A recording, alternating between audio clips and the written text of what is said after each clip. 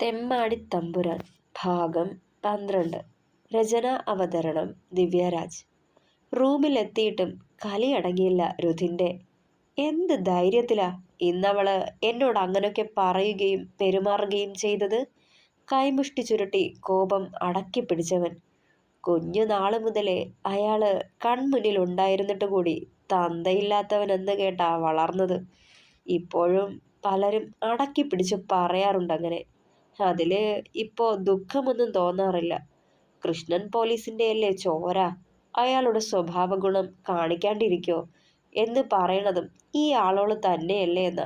എന്തൊരു മനുഷ്യരാ, ഒരു രീതിയിലും ജീവിക്കാൻ അനുവദിക്കില്ല.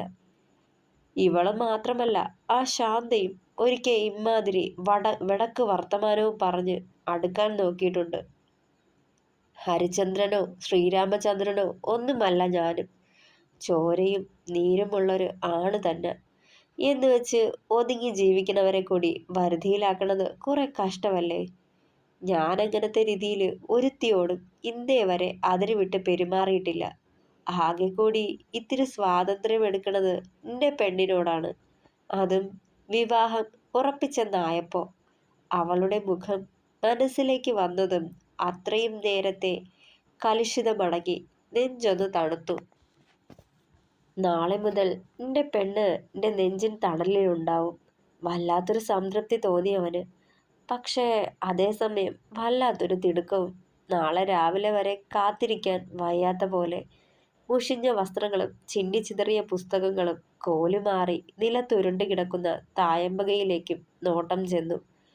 ആകെ അലങ്കോലായിട്ട് കിടക്കാണ്. ഒക്കെ ഒന്ന് നേരെയാക്കണം. എല്ലാത്തിനും ഒരടുക്കും ചിട്ടയും വേണം.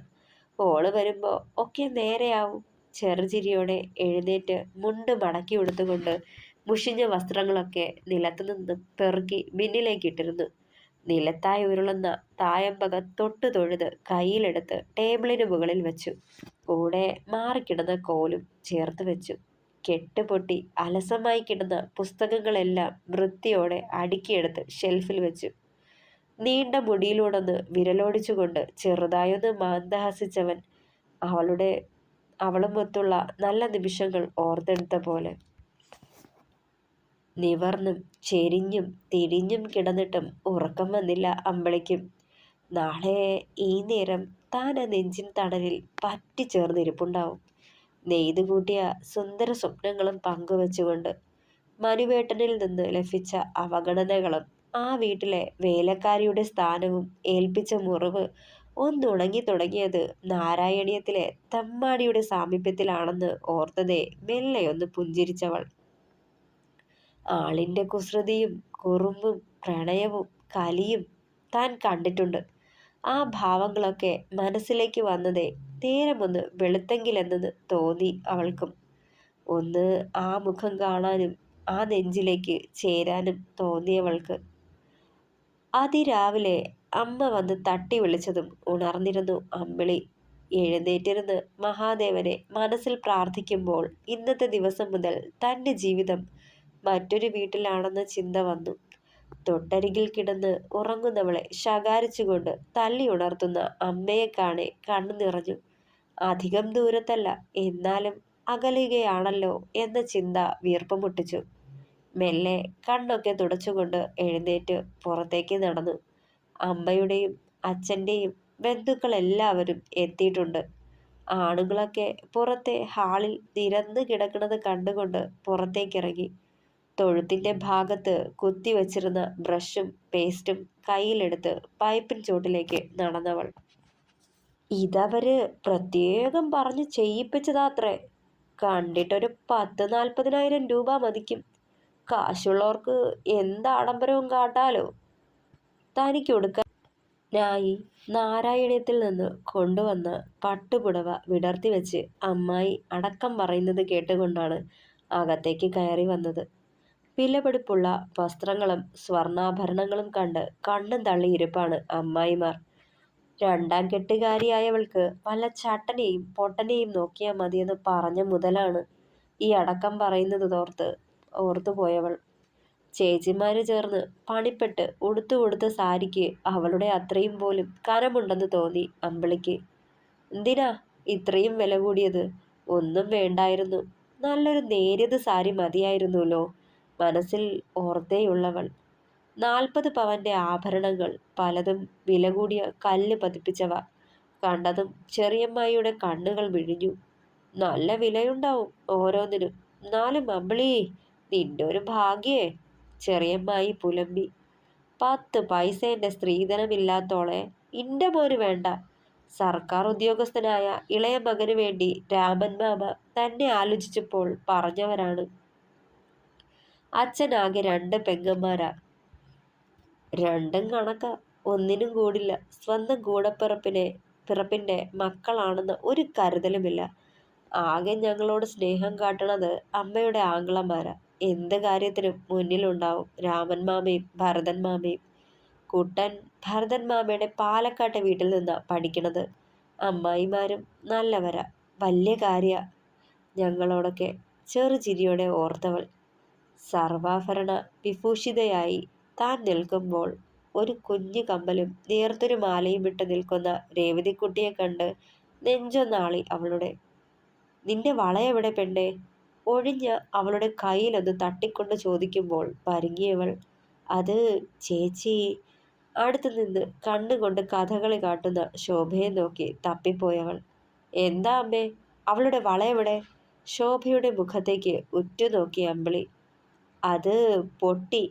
അതുകൊണ്ട് അതും പിന്നെ മോളുടെ വളയും കൂടി ചേർത്ത് പണിത് ഒരു വള ഒരുക്കി യാത്ര അയക്കാൻ നേരം മോൾക്ക് തരാൻ വേണ്ടിയേ, പതിയെ പറഞ്ഞതും എന്നിട്ട് ആ വള എവിടെ? ഇത്തിരി കടുപ്പിച്ച് ചോദിച്ചതും കയ്യിലെ കുഞ്ഞൊരു പേഴ്സിൽ കരുതിയ ചതുരപ്പെട്ടി തുറന്ന് അവളെ കാട്ടി. 2-2.5 പവനോളം മതിപ്പ് വരുന്നൊരു പൂണുവള. വേഗം കൈ നീട്ടി അവളതെടുത്ത് അനുജത്തിയുടെ കയ്യിൽ പിടിച്ചു കൊടുത്തു. വേണ്ട ചേച്ചി, എനിക്ക് വേണ്ട, ഞാനിടില്ല. കൈ പിന്നിലേക്ക് വലിച്ചു രേവതി. ദേ രേവു, മര്യാദയ്ക്കാ പറയണത്. ആ കൈയിങ്ങ് തന്നേക്ക്. കയ്യിൽ വീണ്ടും പിടുത്തമിട്ടവൾ. എല്ലാവരും അവളുടെ പ്രവൃത്തി നോക്കി നിൽപ്പുണ്ടായിരുന്നു. മോളെ, വേണ്ടടി, നിനക്ക് വേണ്ടിയാ അമ്മ. വേറൊന്നും തരാനില്ല. അത്രയെങ്കിലും കിടക്കട്ടെ എന്ന് കരുതി. നാരായണീയത്തിലെ തമ്പുരാൻ എന്റെ തൂക്കത്തിന് പൊന്നു കൊടുത്തയച്ചത് കണ്ടില്ലേ അമ്മേ? അതിൽ കൂടി എൻ്റെ അനിയത്തിക്കുട്ടിയുടെ കയ്യിൽ കിടന്നത് കൂടി ഞാൻ കൊണ്ടുപോണോ? എൻ്റെ രേവതിക്കുട്ടിക്കിരിക്കട്ടെ ഇത്. നിറമിഴിയോടെ നിൽക്കുന്ന അമ്മയെയും മോളെയും മാറി മാറി നോക്കിയ ശേഷം വള രേവതിയുടെ കയ്യിലേക്ക് അണിയിച്ചു കൊടുത്തു അമ്പിളി. എൻ്റെ കമ്മലും ചെയിനും എവിടെ അമ്മേ? അതും പുതുക്കി പണിതോ? ഒന്നും പറയാതെ തല കുനിച്ചു നിന്നവർ. എനിക്കൊന്നും വേണ്ട പറഞ്ഞുകൊണ്ട് രേവതി കൈക്കുള്ളിൽ സൂക്ഷിച്ച കുഞ്ഞു ഡപ്പി പിടിച്ചു വാങ്ങി തുറന്ന് അതിലെ കമ്മലെടുത്ത് കയ്യിലേക്ക് വച്ചു കൊടുത്തു അമ്പിളി. ഇപ്പൊ തന്നെ അണിഞ്ഞോ? അത് ആജ്ഞ പോലെ പറഞ്ഞതും അമ്മയെ നോക്കി രേവു. നിറമിഴിയോടെ അനുവാദം കൊടുത്തതും മടിച്ചു മടിച്ച് രേവതി അതണിഞ്ഞു. വാതിലോളം വന്നു നിന്ന രാമനും ഭരതനും അവരുടെ ഭാര്യമാരും പുഞ്ചിരിയോടെ നോക്കി നിൽപ്പുണ്ടായിരുന്നു. എന്നാലും എൻ്റെ കുട്ടിക്ക് കൊടുക്കാൻ ഒന്നുമില്ലാലോന്നാ ശോഭ ഇതുമ്മലടക്കിയതും. എന്നെ വേണ്ടാത്ത മനുവേട്ടനെയും ആ വീടും ഉപേക്ഷിച്ച് ഞാൻ തിരികെ വന്നപ്പോ വീണ്ടും അവിടേക്ക് തന്നെ പറഞ്ഞു വിട്ട് ബാധ്യതയൊതുക്കാൻ നോക്കാതെ എന്നെ ചേർത്ത് പിടിച്ചില്ലേ അമ്മേ? എന്നെ കേട്ട് എൻ്റെ നോവിന് ആശ്വാസം പകർന്നില്ലേ എൻ്റെ അമ്മ? അതിനൊപ്പം എനിക്കൊന്നും വേണ്ടാമേ. നിറയെ പൊൻവളയണിഞ്ഞ കൈകളാലെ അവരുടെ മുഖം കോരിയെടുത്തവൾ. എൻ്റെ മോളെ, നീക്കെങ്ങനാ നീ ബാധ്യതയാവണത്? അങ്ങനെ ഈ അമ്മ ചിന്തിച്ചിട്ടേ ഇല്ല കേട്ടോ. നെഞ്ചോടണച്ചു പിടിച്ച് വാത്സല്യത്തിൽ കുതിർന്ന നിരവധി മുത്തങ്ങൾ അവളുടെ നെറുകിൽ ചാർത്തിയവർ. വലിയ ഓഡിറ്റോറിയത്തിനുള്ളിലെ പുഷ്പങ്ങളാൽ അലങ്കരിച്ച കതിർമണ്ഡപം വലം വെച്ച് നിറഞ്ഞ സദസ്സിനെ വഴങ്ങി മൂത്ത അമ്മാവന്റെ കൈ പിടിച്ച് അതിലേക്ക് കയറിയവൾ. രുധിന്റെ ഇടതുവശം ചേർന്നിരിക്കുമ്പോൾ നെഞ്ച് വല്ലാതെ മിടിക്കുന്നുണ്ടായിരുന്നു. നെറ്റിയിലും മേൽചുണ്ടിനു മുകളിലും വിയർപ്പ് പൊടിയുന്നതിനൊപ്പം കൈയും കാലും വിറച്ചവളുടെ. ഇതിപ്പോ 2ാം തവണയാണ് ആളുകളുടെ മുന്നിൽ സർവാഭരണ വിഭൂഷിതയായി ഒരു കതിർ മണ്ഡപത്തിൽ. വല്ലാത്തൊരു പകപ്പ് തോന്നിയവൾക്ക്. അന്ന് തന്നെ മനസ്സും മനസ്സുകൊണ്ട് ഒട്ടും അംഗീകരിക്കാത്ത ഒരാളിനൊപ്പമാണ് താൻ ഇരുന്നതെങ്കിൽ ഇന്ന് തന്നെ പ്രാണനെ പോലെ സ്നേഹിക്കുന്നവനൊപ്പമാണ് താനെന്ന് ഓർത്തതേ മനസ്സൊന്ന് തണുത്തു. ചെട്ടിമേളത്തിനൊപ്പം ഹൃദയമിടിപ്പും ഉയർന്നു കേൾക്കുന്നുണ്ടായിരുന്നു അവളുടെ. താലി കെട്ടിക്കോളൂ.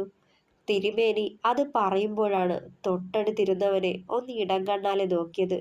ചെറുചിരിയോടെ അയാൾ നീട്ടിയ താലി കൈ നീട്ടി വാങ്ങി അവളുടെ കഴുത്തിലേക്ക് ചാർത്താൻ തുടങ്ങിയവൻ. ആ ഹൃദയത്തിന്റെ തായമ്പക കൊട്ടൊന്ന് അവസാനിപ്പിക്കോ പെണ്ണേ, അതിപ്പോ പൊട്ടിത്തകരുമെന്നാ തോന്നണേ. താലിമാലയുടെ കൊളുത്തിടാൻ നേരം കാതോരം പറയുന്നതിനൊപ്പം ആ അധരങ്ങളും ആരും അറിയാതെ അവിടെ പതിപ്പിച്ചിരുന്നവൻ ഒരു പിടച്ചിലോടെ ചെരിഞ്ഞു നോക്കുമ്പോൾ കള്ളച്ചിരിയോടെ കണ്ണിറുക്കി കാട്ടിയവൻ. ഉയർന്നു പൊങ്ങിയ കുരവയിടലിനിടയിൽ അവന്റെ വിരൽത്തുമ്പാൽ ഒരു നുള്ളു സീമന്തവും അവളുടെ നെറുക് ചുവപ്പിച്ചിരുന്നു. തുടരും. അപ്പോ കെട്ട് കഴിഞ്ഞു. സദ്യ കഴിച്ചിട്ടേ എല്ലാവരും പോവാവൂ കേട്ടോ. അഭിപ്രായങ്ങൾ പറയണേ.